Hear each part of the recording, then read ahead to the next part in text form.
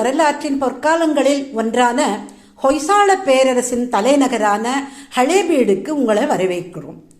இங்குள்ள ஹொய்சாலேஸ்வரர் கோவில் சோப்புக்கல்லில் செதுக்கப்பட்ட சிற்பங்களின் காவியம். இந்த கோயிலுக்கு அரவிந்த் தன் பெற்றோருடன் வந்திருக்கிறான். அப்பா, இந்த கோவில் பார்ப்பதுக்கு ஒரு நட்சத்திரம் போல இருக்கே. சுவர்கள் முழுக்க நகைப்பெட்டி அடுக்கி வைத்தது போல எவ்வளவு சிற்பங்கள். ஆமாம் அரவிந்த், இது ஒரு நட்சத்திர வடிவில் அமைந்திருக்கும் ஜெகதி என்ற மேடையின் மீது தான் கட்டப்பட்டிருக்கு. கிபி 1121 ஹொய்சாலா மன்னர் விஷ்ணுவர்தனரின் அமைச்சர் கேத்தமல்லா என்பவரால் இந்த கோயில் தொடங்கப்பட்டது. இந்த சிற்பங்கள் இவ்வளவு துல்லியமாக இருக்க காரணம் இதை கட்ட பயன்படுத்திய சோப்புக்கள் தான். இது ஆங்கிலத்தில் சோப் ஸ்டோன் என்று சொல்வாங்க. முதல்ல மென்மையாக இருக்கும் இந்த கல் காற்று பட்டவுடன் கெட்டியாயிடும். இந்த கோவிலுக்கு தலைமை சிற்பியாக இருந்தவர் கேதர் ரோஜா.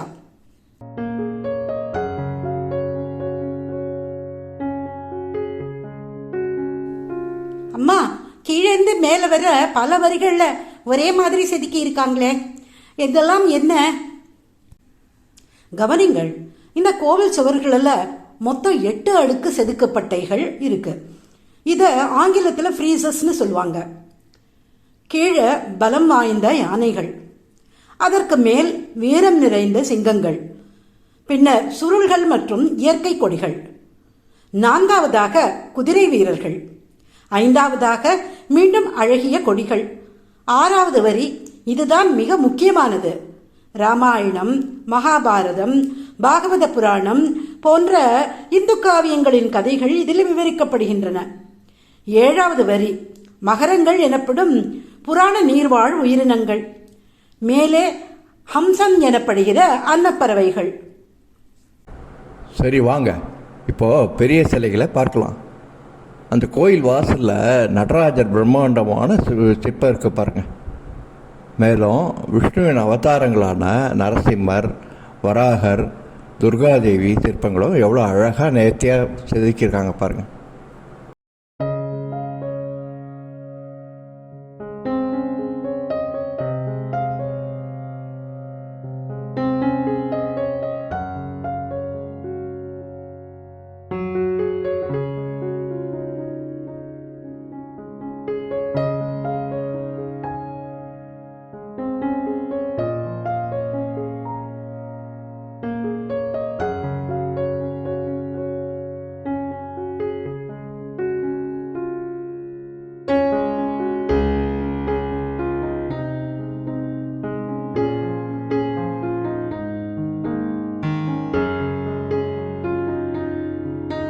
இப்போது உள்ளே இருக்க மண்டபத்தை பாருங்கள். தூண்கள் ஒவ்வொன்றும் கைத்திறனுக்கு ஒரு உதாரணம். ஒவ்வொரு தூணின் உச்சியிலையும் இருக்கும் இந்த சிற்பங்களுக்கு மதனிகாக்கள் அல்லது சாலபஞ்சிகைகள் என்று பெயர். நடனமாடும் பெண்கள், இசைக்கலைஞர்கள், வேட்டையாடுபவர்கள் என ஒவ்வொரு மதனிகையும் ஒரு அற்புத கலைப்படைப்பு. அப்பா, அம்மா, ஒரு கல் புத்தகம் வழியா பயணித்தது போல உணர்கிறேன். ஒவ்வொரு செதுக்கலும் ஒரு கதை சொல்லுது.